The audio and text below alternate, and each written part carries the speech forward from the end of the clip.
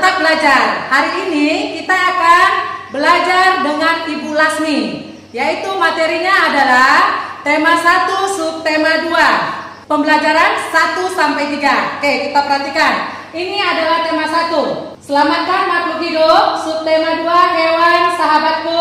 Pembelajaran 1 sampai 3. Pada pembelajaran 1 sampai 3, pada saat tema 1 sub 1 kita udah belajar adalah negara ASEAN. Di sini Ibu tampilkan, coba Anda Ibu perhatikan ya.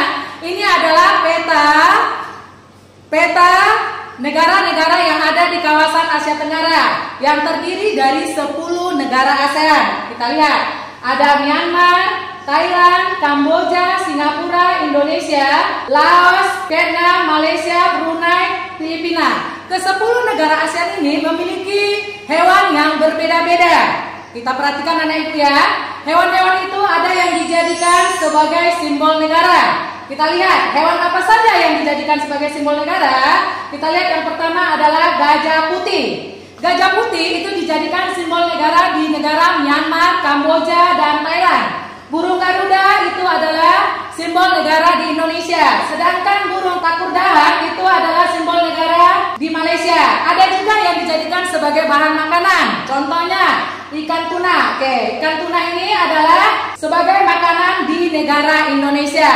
Oke, hewan-hewan ini ada yang berkembang biak dengan cara beranak dan ada juga yang berkembang biak dengan cara bertelur. Kita lihat apa itu berkembang biak. Berkembang biak adalah salah satu ciri makhluk hidup yang berguna untuk melestarikan dan mengembangkan jenisnya. Perkembangbiakan itu ada 2 jenis. Yang pertama adalah perkembangbiakan generatif. Generatif itu berarti terjadi secara kawin. Terjadinya peleburan antara sel sperma dan sel telur. Kemudian perkembangan vegetatif. Kita lihat ya, ini terjadi secara aseksual tanpa adanya peleburan sperma dan ovum. Kita lihat, di sini kita akan membahas perkembangbiakan hewan secara generatif. Itu terdiri atas 3 jenis. Apa saja? Ayo anak ibu. Yang pertama adalah opipar. Opipar berkembang biak dengan cara bertelur. Masih ingat kan contohnya? Oke, contohnya adalah nih, perhatikan anak ibu. Ini adalah ikan ayam dan sejenis hewan unggas. Yang kedua jenisnya adalah pipipar. Berkembang biak dengan cara beranak. Pipipar itu contohnya kita lihat. Nah, nih ada kucing, ada sapi, ada juga kelelawar. Kemudian yang ketiga adalah perkembang biak dengan cara opopipipar. Apa itu opopipipar? Itu adalah perkembang biakan hewan dengan cara bertelur dan beranak bersamaan. Oke, kita lihat contohnya. Apa saja contohnya? Ada hiu, ada ikan pari. Oke, coba anak ibu perhatikan ya. Dari semua hewan ini ada yang memiliki persamaan dan perbedaan. Kita perhatikan apa-apa saja persamaan dan perbedaan dari opipar, pipipar, dan opopipipar. Kita ingat, opipar itu bertelur. Dilihat tabelnya anak ibu ya. Bertelur, proses pembuahannya terjadi di dalam atau di luar tubuh induk betina. Kemudian contohnya apa tadi? Unggas. Itu ada tadi gambarnya ikan dengan ayam. Sedangkan pipipar itu berkembang biak dengan cara beranak. Itu embrio tumbuh dalam rahim. Memiliki daun telinga, kelenjar susu sehingga hewan tersebut menyusui. Apa contohnya? Contohnya adalah sapi kelelawar. Kemudian sedangkan opopipipar itu berkembang biak dengan cara bertelur sekaligus beranak. Telur menetas dalam tubuh induk betina, lalu individu baru keluar dari dalam tubuh. Hewan ini hidup di 2 alam, di darat dengan di air. Tadi contohnya adalah hiu, ikan pari, di sini juga termasuk ular. Ularnya ada 3 jenis, ular boa, ular derik. Itu contohnya ya. Oke, kita lihat persamaannya. Apa saja persamaan dari opipar, pipipar dengan opopipipar? Persamaannya berkembang biak secara generatif. Terjadi pembuahan antara sel kelamin jantan dan sel kelamin betina. Kemudian dia menghasilkan individu baru. Hewan-hewan ini akan membantu kegiatan ekonomi di negara-negara kawasan Asia Tenggara. Oke, kita lihat ya. Hewan-hewan apa saja yang membantu kegiatan ekonomi di negara-negara Asia Tenggara itu ada ikan tuna, ada gajah, ada hiu, ada ikan pari. Kita lihat potensi ekonomi negara-negara ASEAN. Coba anak ibu perhatikan ya. Potensi ekonomi negara-negara anggota ASEAN. Kawasan Asia Tenggara terletak pada jalur perdagangan dunia sehingga menjadi jembatan kegiatan perdagangan kawasan Eropa dan Asia Timur. Apa peranan ASEAN? Yang pertama, sebagai wadah untuk menghindari persengketaan yang mungkin timbul. Yang kedua, membentuk kerjasama kawasan ekonomi dan menghadapi era pasar bebas, yakni dengan mengadakan kesepakatan dengan AFTA yang dapat meningkatkan daya saing dengan negara perdagangan ini. Apa saja kegiatan ekonomi negara-negara di kawasan Asia Tenggara? Kita lihat yang pertama adalah, coba perhatikan, ini adalah negara Brunei Darussalam. Apa kegiatan ekonominya? Kita lihat, pengekspor gas dan minyak bumi yang menjadi sumber penghasilan utamanya. Yang kedua, memiliki pendapatan per kapita tertinggi karena gas alamnya. Kita lihat negara yang kedua. Coba Anda ibu perhatikan ya gambarnya ini. Kita lihat ini adalah areal pertanian. Ini negara Filipina. Apa kegiatan ekonominya? Kita lihat kegiatan ekonominya. Mata pencarian sebagian besar penduduknya adalah pertanian. Hasil pertanian yang diekspor yaitu nenas, padi, kelapa, dan gula. Kita lanjut negara ASEAN yang berikutnya adalah Indonesia.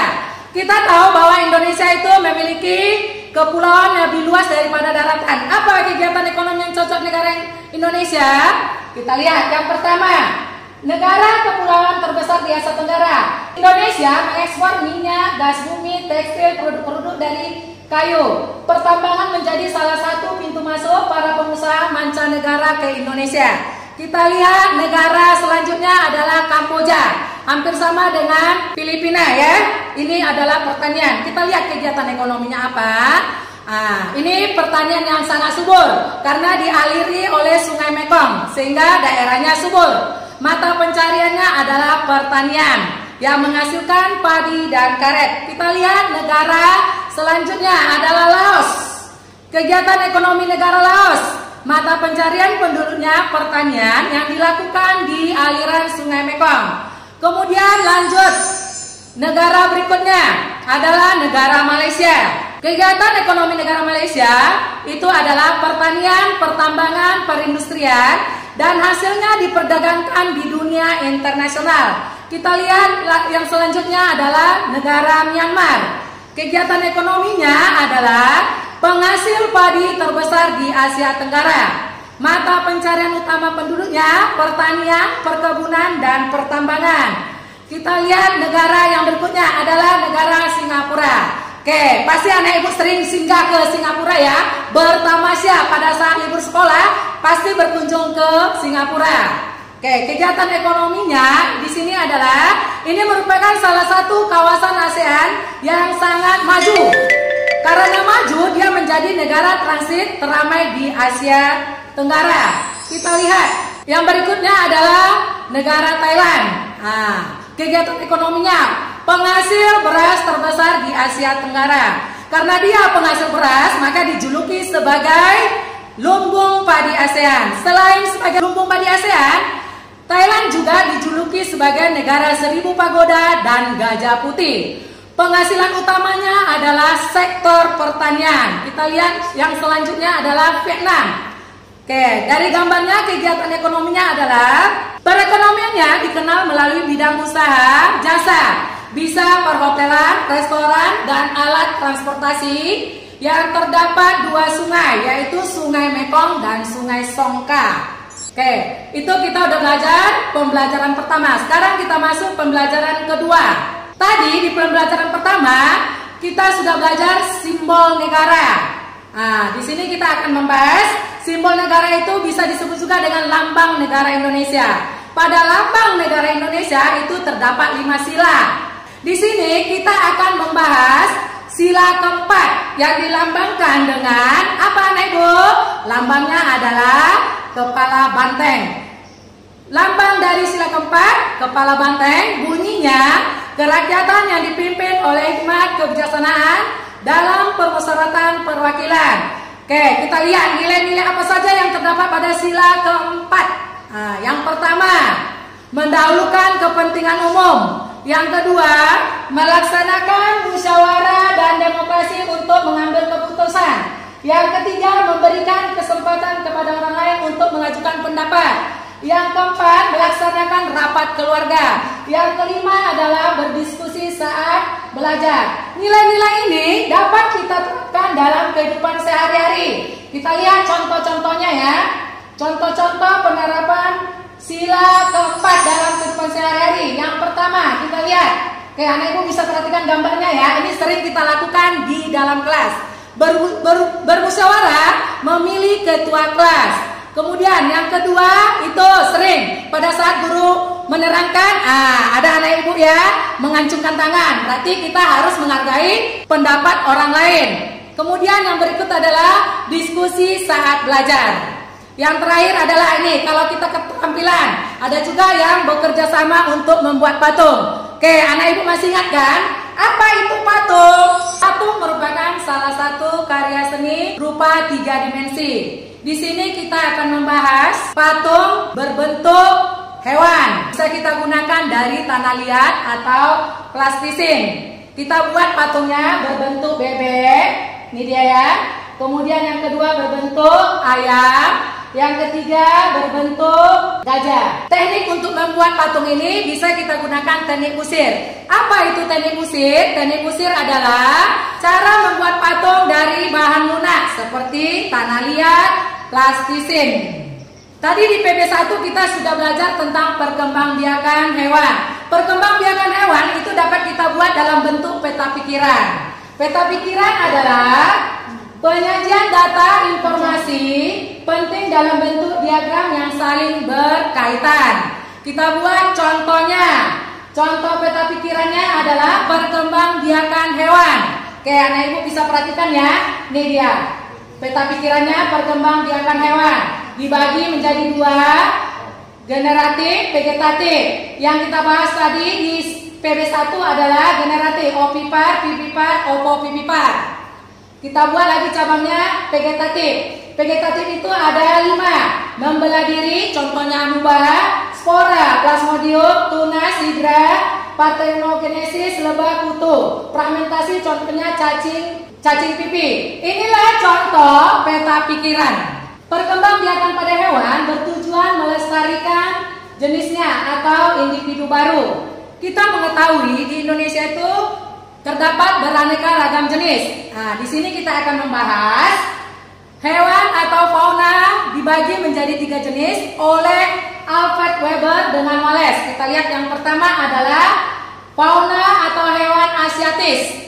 Fauna ini berada di bagian barat, khususnya di Pulau Jawa, Sumatera, Makassar, Kalimantan, dan Selat Sumba. Apa saja contohnya? Kita lihat contohnya. Contohnya yang pertama adalah harimau. Yang kedua adalah beruang.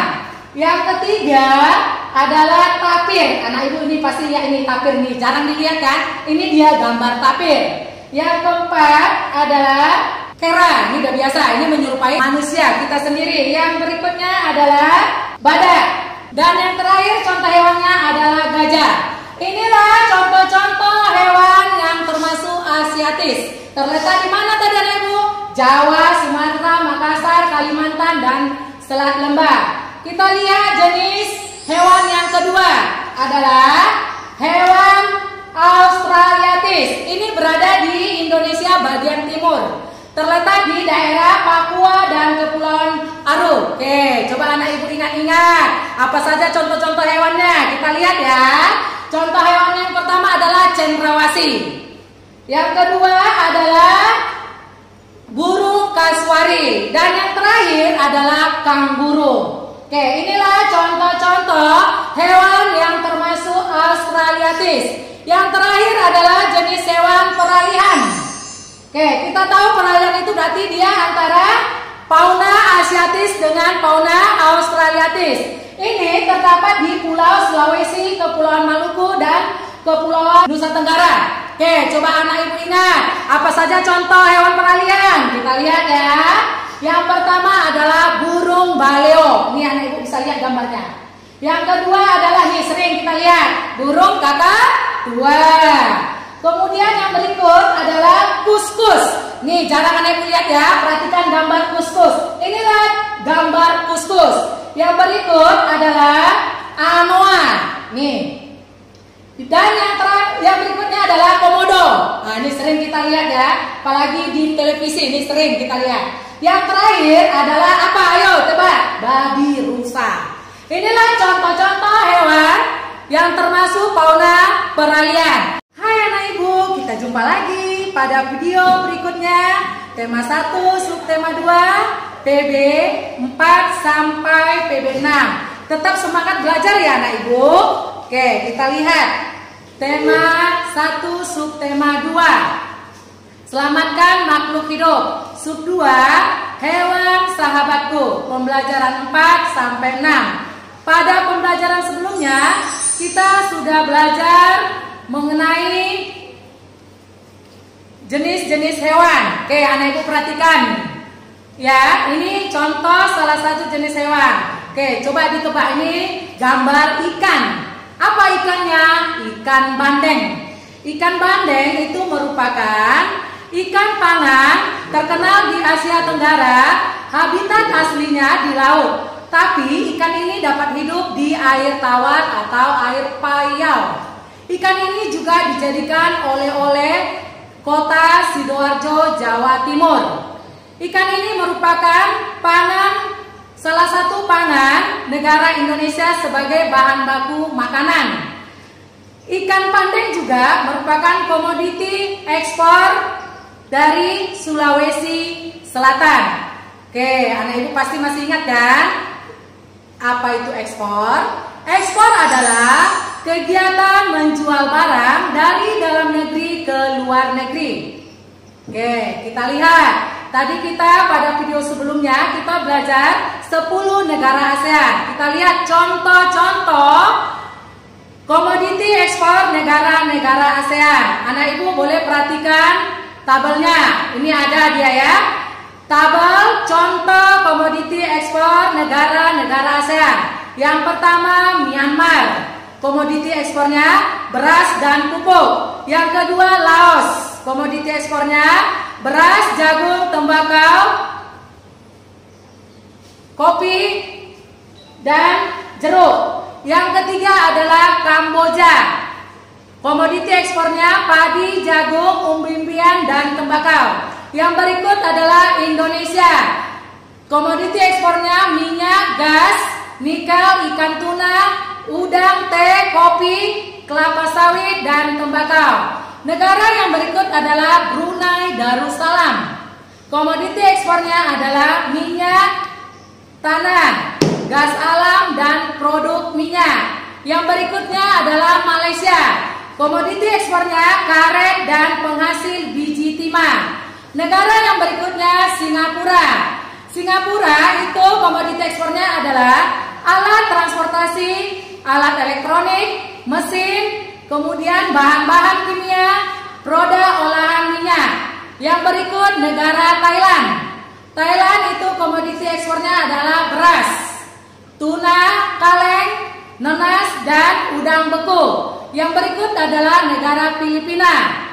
Komoditi ekspornya gula, kopra, kayu, nanas, dan tembaga. Yang terakhir adalah negara Vietnam. Komoditi ekspornya adalah tekstil, semen, pupuk, kaca, dan ban. Oke, kita udah lihat ya Anak Ibu komoditi ekspornya. Berikut kemarin kita sudah belajar di video sebelumnya itu mengenai patung. Patung yang kita buat adalah berbentuk hewan. Di sini kita akan membahas patung yang dibuat berbentuk dari tumbuhan. Contohnya Anak Ibu boleh perhatikan ya. Ini adalah contoh patung buah mangga. Patung buah mangga ini merupakan patung identitas kota Indramayu yang dapat dibuat dengan teknik usir dan ukir. Bisa berbahan tanah liat atau kita gunakan plastisin. Oke, dia fungsinya itu. Berdasarkan fungsinya, kita lihat patung itu dibagi menjadi 4 jenis. Yang pertama adalah patung monumen. Fungsinya sebagai alat untuk memperingati suatu peristiwa sejarah. Yang kedua adalah patung lambang pujaan. Ini berfungsi sebagai lambang pemujaan dan sesembahan dalam acara keagamaan. Yang berikut adalah patung miniatur. Coba anak ibu ingat-ingat fungsi patung miniatur. Itu sebagai tiruan suatu bangunan atau arca dalam bentuk yang lebih kecil. Yang terakhir adalah patung dekorasi. Kita sering mendekorasi kelas ya. Bisa kita buat beberapa bentuk di patung dekorasi kelas supaya kelas kita lebih menarik. Ini sebagai ornamen penghias baik di dalam maupun di luar ruangan. Oke, kita lanjutkan ya pembelajaran kita yang terakhir, pembelajaran yang ke-6. Oke, coba perhatikan anak ibu. Kemarin kita pada video yang sebelumnya kita sudah belajar hewan. Ini merupakan hewan mamalia atau yang berkembang biak dengan cara beranak. Oke, hewan apa ini? Ini adalah kelelawar. Kelelawar ini mempunyai fakta yang sangat menarik. Oke, coba diingat-ingat apa-apa saja faktanya. Ayo anak ibu diingat-ingat fakta dari kelelawar. Oke, fakta-fakta dari kelelawar. Yang pertama, hewan mamalia yang bisa terbang. Inilah satu-satunya hewan mamalia yang bisa terbang. Tubuhnya sangat bersih, mempunyai satu anak dalam 1 tahun, hidup 20-30 tahun, berperan besar dalam penyebaran dan penyerbukan tanaman. Hewan ini juga termasuk mempunyai kotorannya menempel pada goa, justru akan melestarikan ekosistem karena pada kotoran tersebut dapat beberapa bakteri dan organisme lain menggantungkan hidupnya. Yang terakhir faktanya adalah kelelawar tidur di siang hari dan mencari makan di malam hari. Inilah fakta-fakta dari kelelawar. Ayo, fakta itu apa? Fakta merupakan keadaan atau peristiwa atau kenyataan atau sesuatu yang benar-benar terjadi dan menampilkan situasi real dari sebuah masalah atau kejadian. Ini dia arti dari fakta. Sekarang kita lihat ciri-ciri dari kalimat fakta. Oke, ciri-ciri kalimat fakta. Yang pertama, memiliki data akurat. Yang kedua, bersifat objektif atau umum. Masih ingat kan? Yang bersifat objektif itu apa? Objektif itu berarti dia diakui oleh banyak orang atau lembaga-lembaga. Kemudian ciri yang berikutnya adalah benar-benar terjadi. Inilah ciri-ciri dari kalimat fakta. Kalau dia sudah membuat ketiga-tiga ini, maka dia bisa dikatakan sebuah kalimat fakta. Oke, kemarin kita juga sudah belajar simbol negara, yaitu burung Garuda. Burung Garuda itu dilambangkan merupakan lambang negara. Oke, dalam lambang negara ini terdapat 5 sila. Video sebelumnya kita sudah belajar, yaitu sila keempat.